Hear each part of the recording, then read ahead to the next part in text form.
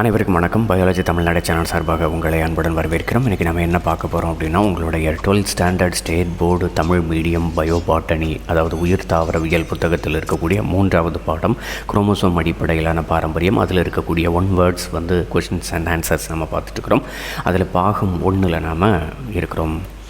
பட்டாணி தாவரத்தில் நன்கு வரையறுக்கப்பட்ட பண்புகளின் பாரம்பரியம் குறித்து ஆய்வு செய்தவர்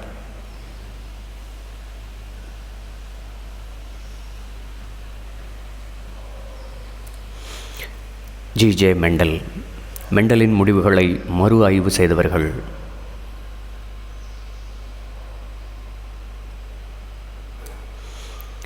டிவ்ரிஸ், காரன்ஸ் மற்றும் ஷெர்மார்க். மெய்யுட்கரு செல்களில் செல் பகுப்பின் போது தோன்றும் புழு வடிவ அமைப்புகளுக்கு என்ன பெயர்? குரோமோசோம்கள். சாயம் ஏற்றுவதனால் உற்று நோக்க இயலும் வண்ண உடலங்கள் எவ்வாறு அழைக்கப்படுகின்றன?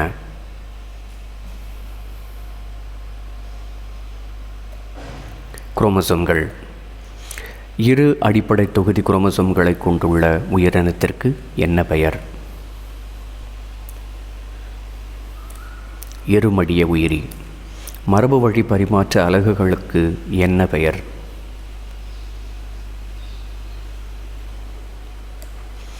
மரபணுக்கள். ஒரு செல்லில் காணப்படும் குரோமோசோம்களை பாரம்பரிய பண்புகளை கடத்துவதற்கு காரணம் என்பதை வெளியிட்டவர் யார்? Wilhelm rocks. 1883 வருடம். குரோமோசோம்களானது தனித்த இணைகளாக அமைந்துள்ளது என்பதை முதல் முறையாக கருதியவர் யார்?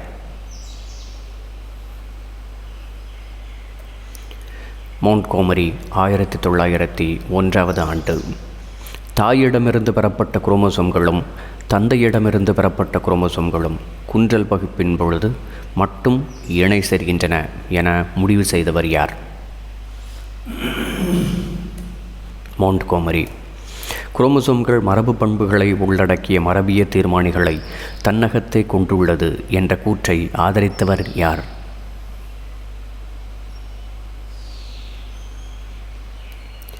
போவெரி.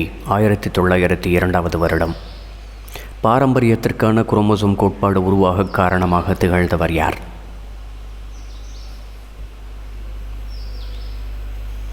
போவெரி. 1902 வருடம். கேமெட்டுகளின் உருவாக்கத்தின் போது நிகழும் குரோமோசோம்களின் செயல்பாடுகளுக்கும் மெண்டலிய காரணிகளுக்கும் இடையே ஒற்றுமை காணப்படுவதை எடுத்து கூறிய அமெரிக்க மாணவர் யார்?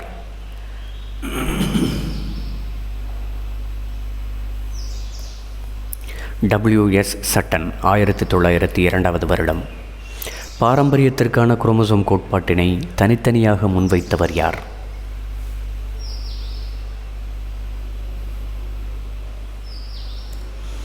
சட்டன் மற்றும் போவெரி. 1903 வருடம்.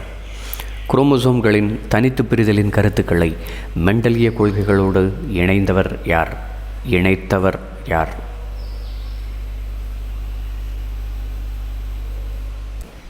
சட்டன். தனித்து பிரிதலின் கருத்துக்களை மெண்டலிய கொள்கைகளோடு இணைத்த கோட்பாடு எவ்வாறு அழைக்கப்படுகின்றது?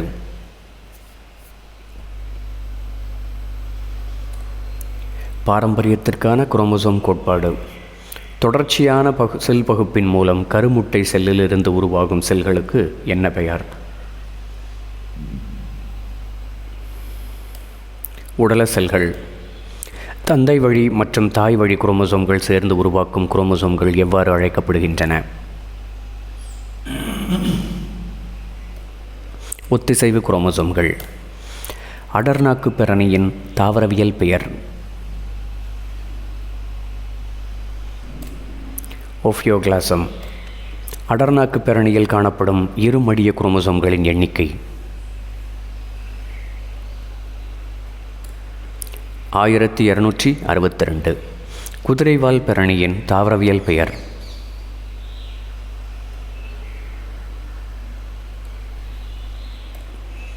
ஈக்விசிட்டம். குதிரைவால் பெரணியின் இருமடிய குரோமோசோம் எண்ணிக்கை?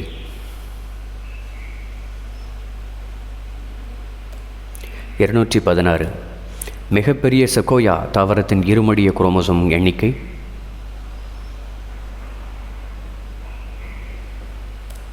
22. அரபிடாப்சிஸ் தாவரத்தின் இருமடிய குரோமோசோம் எண்ணிக்கை. 10. கரும்பு தாவரத்தின் இருமடிய குரோமோசோம் எண்ணிக்கை. 80. ஆப்பிள் தாவரத்தின் இருமடிய குரோமோசோம் எண்ணிக்கை. 34. அரிசியின் இருமடிய குரோமோசோம் எண்ணிக்கை.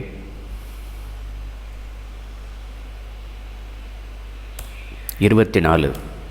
உருளைக்கிழங்கின் இருமடிய குரோமோசோம் எண்ணிக்கை. 48. மக்காச்சோளத்தின் இருமடிய குரோமோசோம் எண்ணிக்கை. 20. வெங்காயத்தின் இருமடிய குரோமோசோம் எண்ணிக்கை.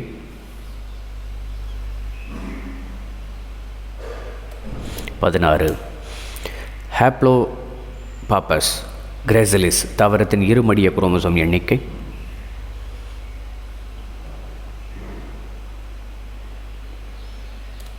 4. பாரம்பரியத்தில் குரோமோசோம்களின் பங்கு பற்றிய கண்டுபிடிப்புகளுக்காக மருத்துவம் சார்ந்த துறைக்கான நோபல் பரிசை பெற்றவர் யார்?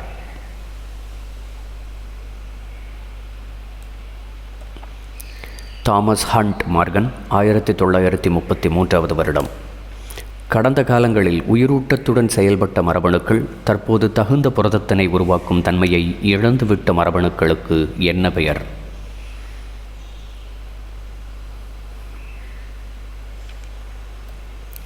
தொல்லுயிர் எச்ச மரபணுக்கள். வில்லியம் பேட்சன் மற்றும் ரெஜினால் புன்னட் ஆகியோர் ஆய்வு மேற்கொண்ட தாவரம் யாது?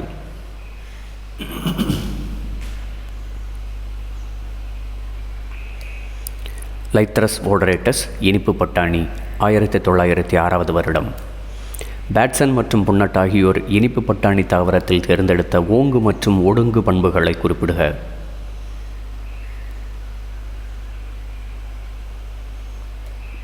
ஓங்குதன்மை ஊதா நிற மலர்கள், நீண்ட மகரந்தத்தாள்.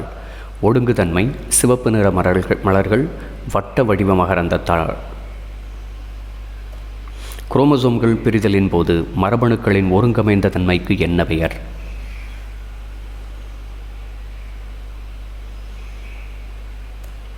பிணைப்பு. ஒரே குரோமோசோமில் காணப்படும் அருகமைந்த மரபணுக்கள் ஒன்றாகவே பாரம்பரியமாவதற்கு என்ன பெயர்? பிணைப்புற்ற மரபணுக்கள். ஒரே குரோமோசோமில் காணப்படும் இரு மரபணுக்கள் குறிப்பிடத்தக்க தொலைவில் அமைந்திருந்தால் அவைகளுக்கு என்ன பெயர்? பிணைப்புறாத மரபணுக்கள். பிணைப்புறா மரபணுக்களின் மறுபெயர் யாது? சின்டெனிக் மரபணுக்கள். பிணைப்புற்ற மற்றும் பிணைப்புறாத மரபணுக்களை எதன் அடிப்படையில் வேறுபடுத்தலாம்? மறுகூட்டிணைவு நிகழ்விரைவு அடிப்படையில். ஒரே ஒத்திசைவு குரோமோசோம்களில் காணப்படும் இரு ஓங்குதன்மை அல்லீல்கள் ஒரே கேமெட் மூலம் ஒன்றாகவே மரபு வழி அடைந்தால் அதன் பெயர் இணைப்பு. இணைப்பின் மறுபெயர் யாது? சிஸ் வகை அமைவு. ஒத்திசைவு குரோமோசோம்களில் ஓங்கு மற்றும் ஒடுங்குதன்மை கொண்ட அலீல்கள் வெவ்வேறு குரோமோசோம்களில் அமைந்து வேறுபட்ட கேமெட்டுகள் மூலம் தனியாகவே மரபு வழி அடைந்தால் விலகல். விலகல் நிகழ்வின் மறுபெயர் யாது? டிரான்ஸ் வகை. பிணைப்பின் வகைகள் யாவை? முழுமையான மற்றும் முழுமையற்ற பிணைப்பு. இருவகையான பிணைப்புகளை கண்டறிந்தவர் யார்?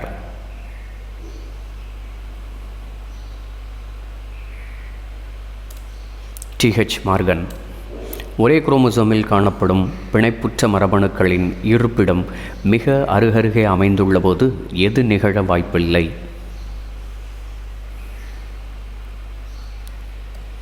குறுக்கேற்றம். பிரிட்ஜஸ் என்ற அறிவியலாளர் மரபணு ஆய்வுகளை மேற்கொண்ட உயிரினம் யாது?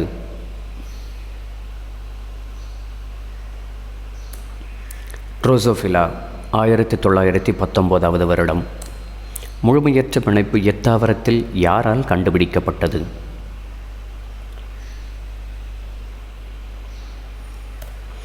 ஹட்சின்சன் என்ற அறிவியலாளர் மக்காச்சோளத்தில் கண்டறிந்தார். ஒரு குரோமோசோமில் நீள்வரிசையில் அமைந்துள்ள வினைப்புற்ற மரபணுக்களின் தொகுப்பிற்கு என்ன பெயர்?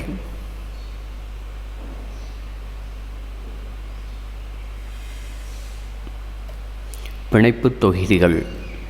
பிணைப்புத் தொகுதிகளின் எண்ணிக்கை எதற்கு நிகராக காணப்படும்?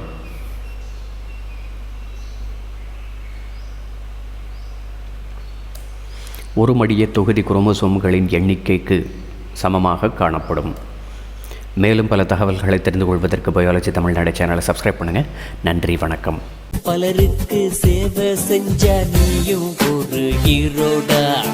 ஒரு கைப்பிடி சோறானாலும் ஷேர் செஞ்சு பாருடா.